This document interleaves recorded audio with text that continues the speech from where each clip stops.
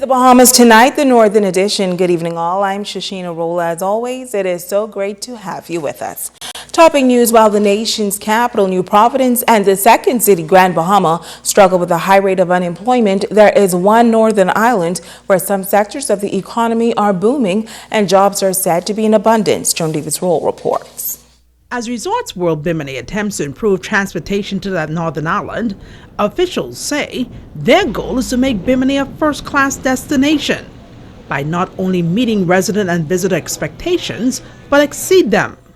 Chief Counselor Robbie Smith says Bimini has gone global, and the multi-million-dollar Bimini Bay project has helped take Bimini to the world. I never pictured it as a young kid, but to see how Resort World turned Bimini into, I would say, another destiny, so now we have to meet that demands, I don't think we were ready for it, but, we're a little behind, but I think we're catching up with trying to accommodate Resort World on Bimini. Smith further weighed in on the number of jobs that have become available on that island as a result of this mega development. He's calling on Bahamians to take advantage of this golden opportunity. Jobs is still available here in Bimini. Bimini is part of the Bahamas, and Bahamians are all over. If things isn't good on the other island, come step forward, and give it a shot. Local government, he says, is attempting to lead the way in a massive island-wide initiative. We made a big cleanup around the whole island, the community. We did a 2-month cleanup to try to meet a lot of the needs of the tourists that's coming through, and they flocking through, so we really want to make sure the island is very clean. We putting a lot of lights on the streets. The road was done. Now we have reflectors in the road. Right now we're gonna hit the beaches and get that cleaned up, but this is the winter time now, so with the winter we got a lot of seaweed and trash coming in, so we try to keep that clean. But with the booming of Resort World and then big game, those things, so now it's starting to pick up. So I can see Bimini is moving in the upward as we go on. Joan Davis-Roll, ZNS Network News. Thanks, Joan. Well, climate change, it's an environmental issue that could have far-reaching effects in countries around the world. Here on Grand Bahama, a group of young people are learning a valuable lesson about this natural phenomenon. Sabrina Brown has the details. Save the Bays and Waterkeepers Alliance are working to preserve the islands in this archipelago for years to come. Chairman Joseph Darville says our environment is rapidly becoming threatened due to the dramatic effects of global warming resulting in climate change.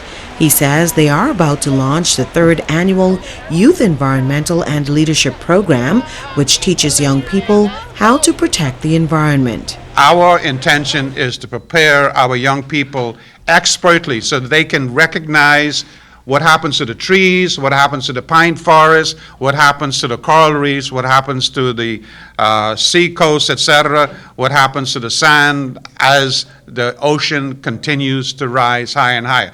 Darville says there is evidence that climate change can pose a serious challenge to the Bahamas in the future. Over the last number of years, the ocean has actually risen due to global warming at least 6 to 8 inches. And so with our islands basically being at sea level, they predict that by the end of the century, most of these islands will be underwater. 80 students between the ages of 12 and 14 have been trained over the past 2 years, and Darville says some 40 young people will participate this time around. Facilitator Jensen Farquharson is excited about the program. The environment is very important to us. It's one of my passions, and passing it on and making sure that young people are trained. Save the Bays has come up with a wonderful program, as Mr. Darville has identified, that is going to actually embolden these young people to become leaders in their own right, to actually shape this Bahamas the way it should be shaped, and especially with a focus on the environment. Save the Bays youth program begins this coming Saturday, January 16th, and will run for 5 months. Sabrina Brown, ZNS Network News. In other news, the 8 Mile Rock High School celebrating their top students. Among the outstanding achievements is a 9th grader who scored a 4.0 GPA this term. Megan Shepard talks to this young man who has his eyes set on the business world.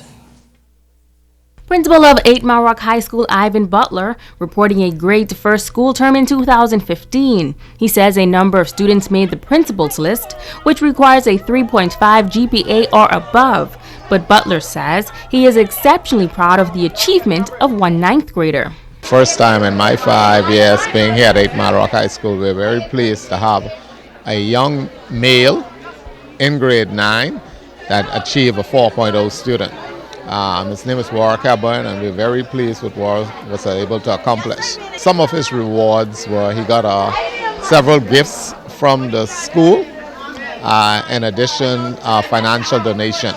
We're very pleased also that other corporate sponsors came on board, namely Mr. Maurice Moore, Superintendent Loretta Mackey, and so Warwick was able to walk away with almost $500 in cash donation from sponsors. Warwick Hepburn says his favorite subject is science and he aims to become an entrepreneur one day.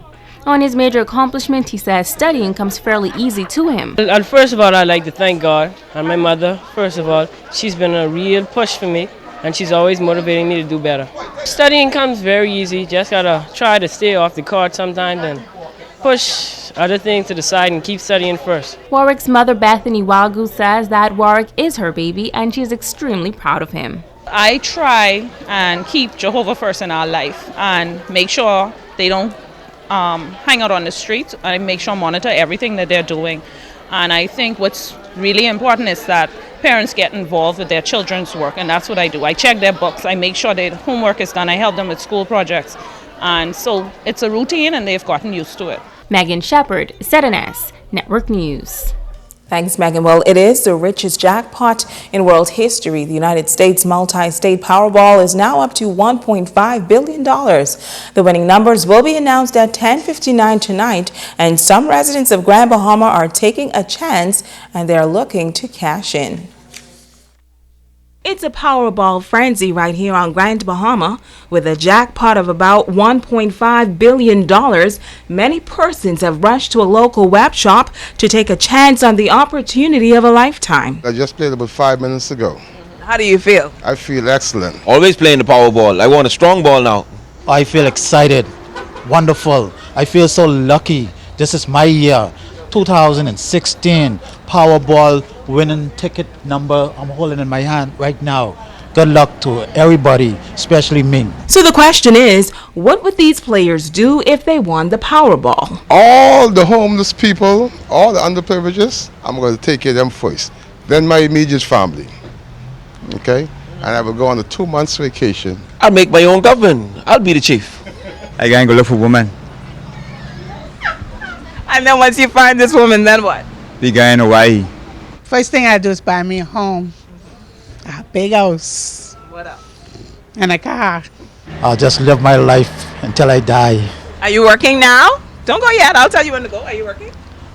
I am working. Would you quit your job? I'll work for a while. I'll work for a while. And then you give them something to think about. And after that, then I'll just live.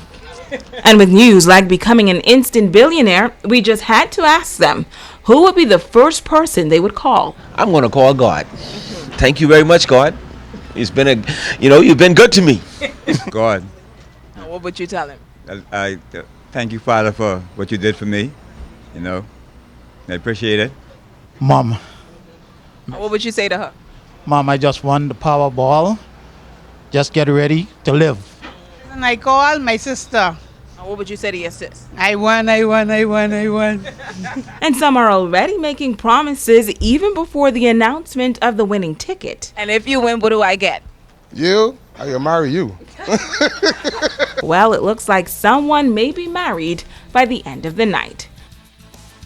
I don't know. Stay with us. There's more news right after this.